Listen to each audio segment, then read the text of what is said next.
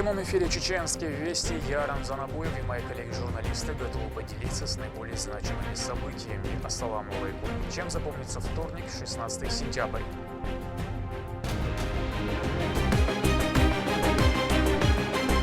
«24/7».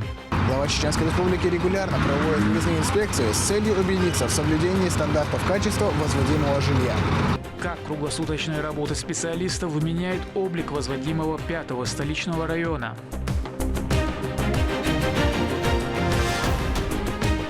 Ее любовь громче слов. Айшату Исарбековне можно говорить очень много. Это отличный руководитель, честный, справедливый. Расскажем вдохновляющую историю Айшат Хашумовой, которая учит особенных детей жить без границ.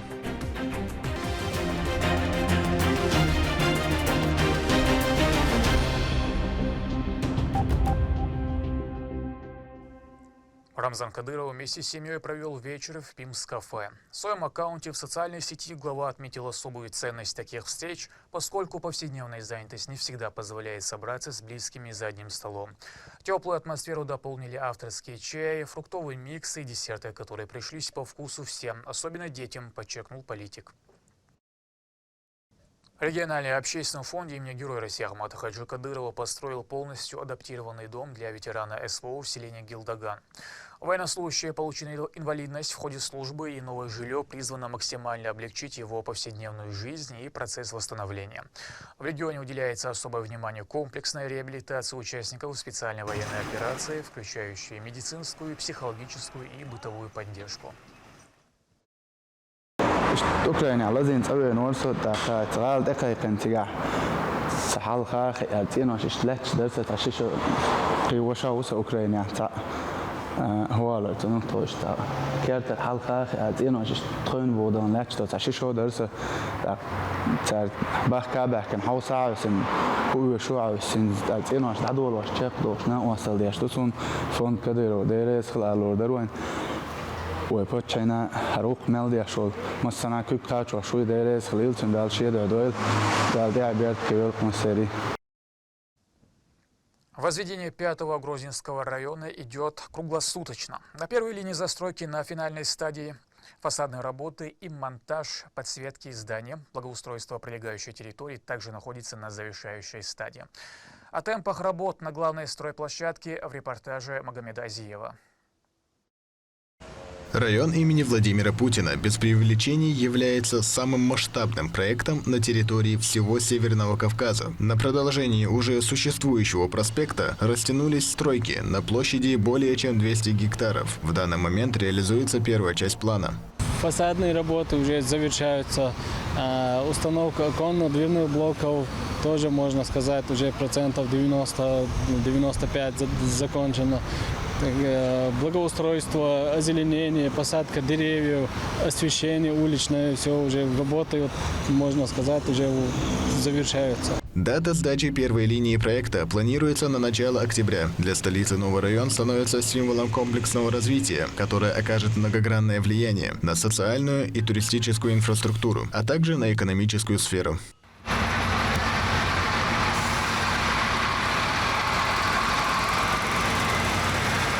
День сменяется ночью, но строители работают круглосуточно, в четком темпе, ради выполнения плана по строгому графику. Им предоставляются лучшие условия, новейшая рабочая техника и строительные материалы высокого качества.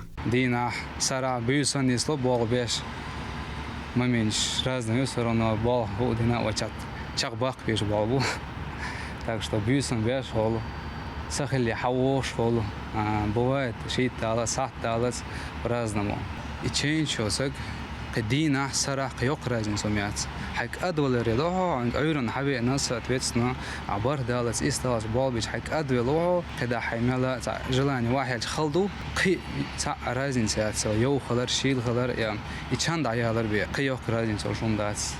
Так что айрон бюсна балба еще жметкёх. Благодаря профессионализму строителей ежедневно видны реальные изменения в развитии работ. Важно отметить, что ход строительства 5-го района города проверяет лично Рамзан Ахматович Кадыров. Глава Чеченской Республики регулярно проводит въездные инспекции с целью убедиться в соблюдении стандартов качества возводимого жилья.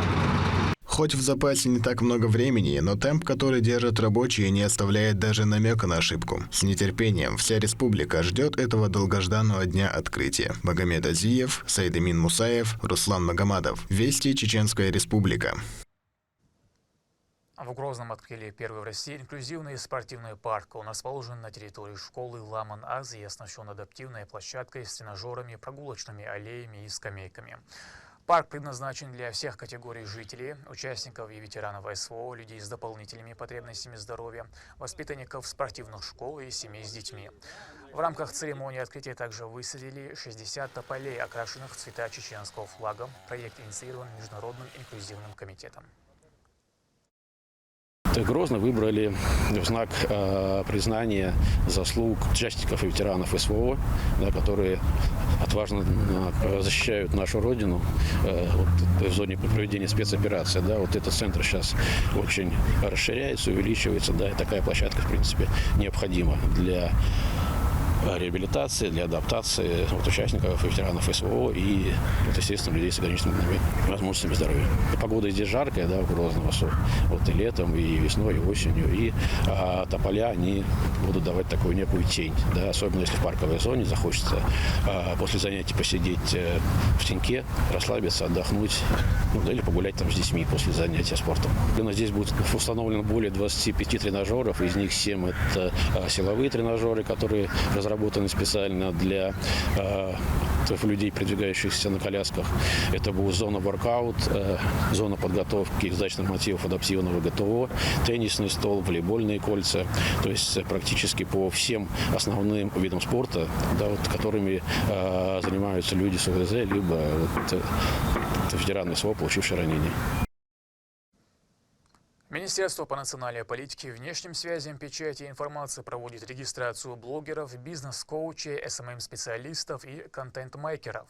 Эта процедура обязательна для тех, чья аудитория превышает 10 тысяч подписчиков. Цель – создание прозрачной системы учета, поддержка активных пользователей соцсетей и организации для них обучающих форумов. До какого числа необходимо пройти регистрацию? В репортаже Турпала Тайсумова. Как ранее анонсировал помощник главы Чеченской Республики, заместитель руководителя секретариата главы региона Амир Сугаипов, регистрация блогеров, СММщиков, бизнес-коучей уже стартовала. Она обязательна для всех, у кого аудитория от 10 тысяч подписчиков. Все проходит открыто с целью улучшения качества распространяемой в интернете информации. Проходит регистрация всех тех, кто ведет активную деятельность в социальных сетях. Мы приглашаем их в министерство. С утра сегодня есть уже блогеры, которые пришли, зарегистрировались, ушли. Переживать никому не нужно. Мы просто ведем свою аккредитацию. В числе первых, кто зарегистрировался, самый маленький блогер в субъекте – 19-летняя Раяна. Ее рост 53 сантиметра. Эта особенность вдохновила ее на запись интересных роликов. Члены семьи рассказывают, что девочка очень активно общается с подписчиками без стеснения. Мы стали так активно развивать прямой эфир, как позавчера были в городе.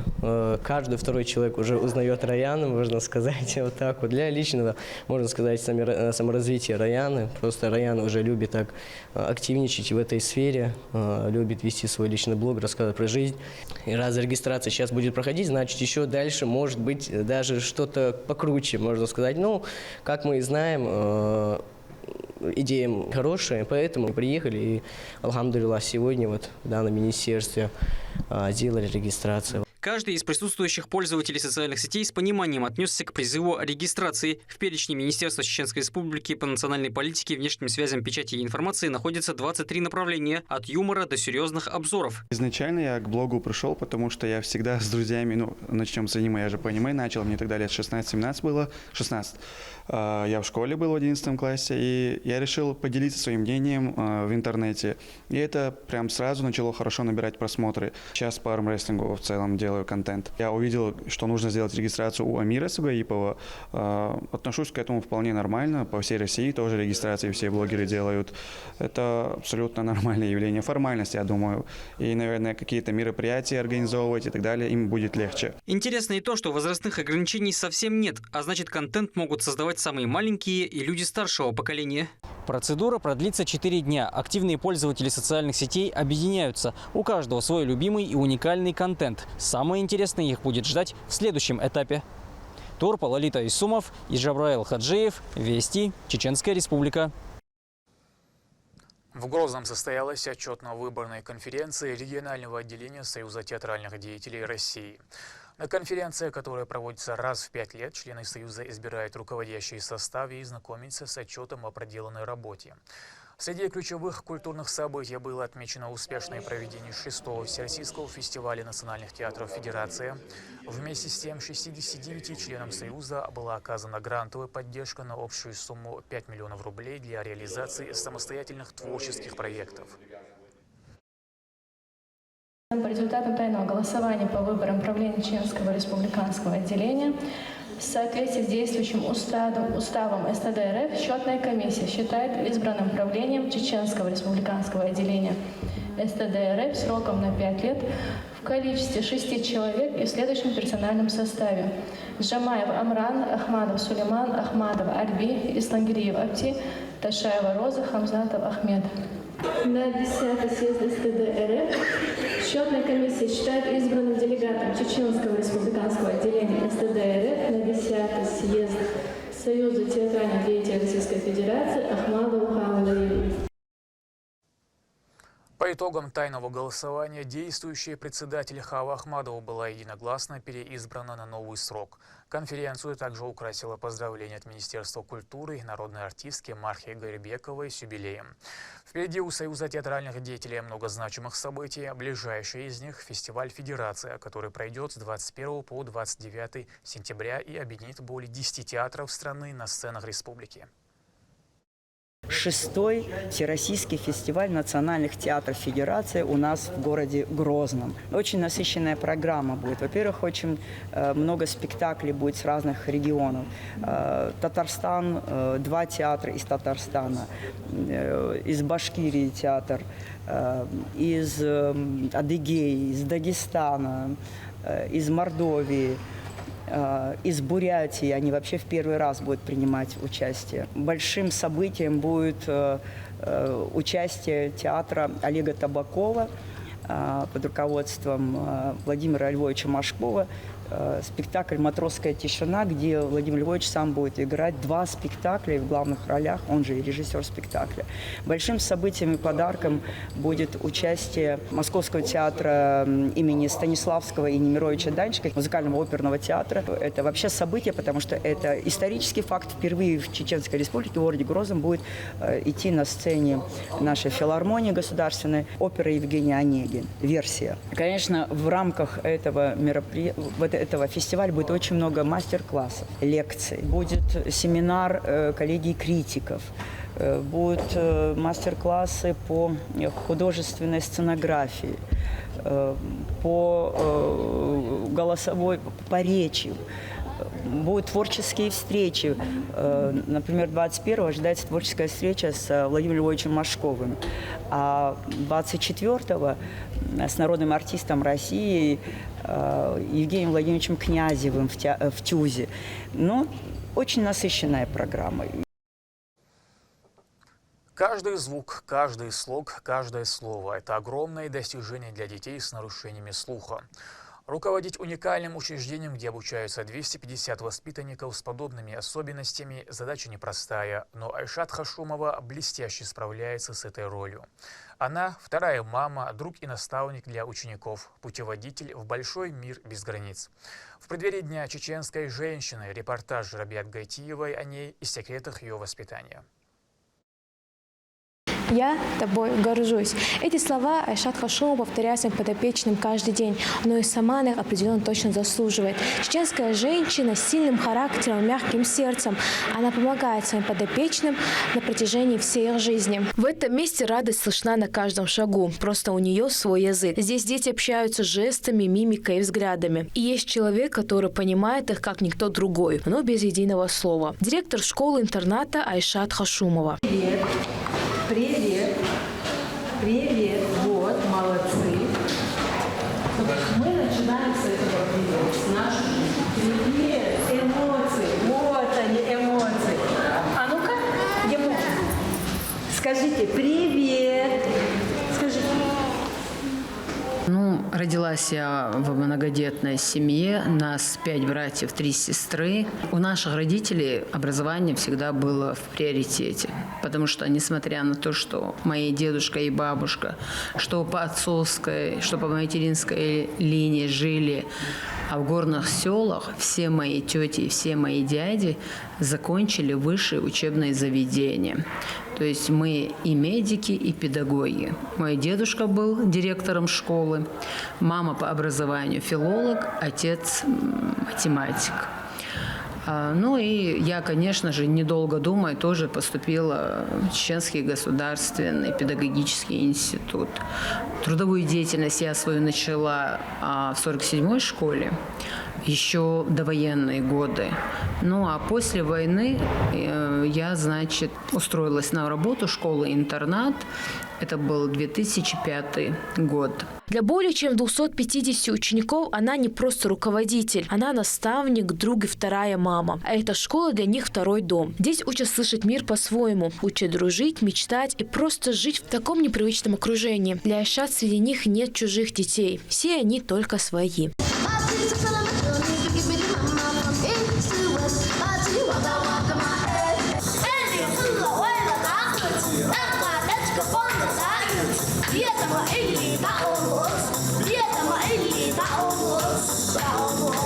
За ее мягкой улыбкой годы упорного труда. Работать в школе она начала после тяжелых для республики лет. Устроилась сюда воспитателем, после учителем, заместителем директора. А сегодня она руководитель большой и дружной семьи. Самое запоминающееся событие школы произошло в 2014 году, когда по поручению главы республики Рамзана Ахматовича Кадырова построили новый учебный корпус, в котором сейчас, вот в данное время, мы находимся. До этого мы работали в очень стесненных условиях. У нас даже не было актового зала, спортивного зала. Нам приходилось проводить наши мероприятия в основном в столовой. Айшату Исарбековне можно говорить очень много. Это отличный руководитель, самая лучшая подруга, самый лучший человек, надежный, скромный, честный, справедливый. Самое главное, что справедливый. И в любое время, как бы нам трудно не было, иногда руки опускаются, трудно бывает, но все равно она поддержит. И ты знаешь, что в любую минуту ты можешь к ней обратиться, и она тебе поможет. Для Айшат школа не работа, а целая жизнь. Здесь же начинается ее рабочее утро и часто заканчивается за полночь. Женщина знает каждого ребенка, его страхи и надежды. Для детей она пример стойкости и настоящей любви к людям.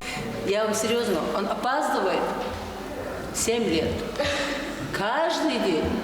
И мы его обнимаем и встречаем. Опять опоздали? Да. Но ничего. Единственное, понимаете, Сайфулла может опаздывать. Да ума да. Без этого Сайфулла не Сайфулла. Чеченские женщины сохраняют культуру и передают ее детям, оставаясь примером мудрости и стойкости. И в каждом действии, в каждом слове Айшат уважение к традициям и сила, которую носит в себе поколение чеченских женщин. Что можно пожелать героическим чеченским женщинам? Женщинам, которые перенесли депортацию, 2 чеченские кампании, 2 войны. Взвалив на свои плечи наравне с мужчинами все тяготы и лишения. В трудные времена они показывали, что они достойные дочери Дадин Айбеки, Таймас Едихинской, ну и других примеров нашего народа. Хотелось бы пожелать, чтобы им никогда не довелось все это пережить вновь. Желаю здоровья им и, конечно же, и их детям, благополучия и душевного покоя, счастья. Конечно же, прежде всего не забывать, что они женщины. И любить себя и баловать себя. Сегодня чеченские женщины не только хранительницы очага, они лидеры перемен. И Айшат Хашумова яркое тому подтверждение. Она руководит школой, вдохновляет педагогов и помогает детям поверить в себя и в свои собственные возможности. Ее деятельность – одно из лиц современной Чеченской Республики. Ребят Гайтиева, Саидамин Мусаев, Магомед Тутаков. Весть Чеченская Республика.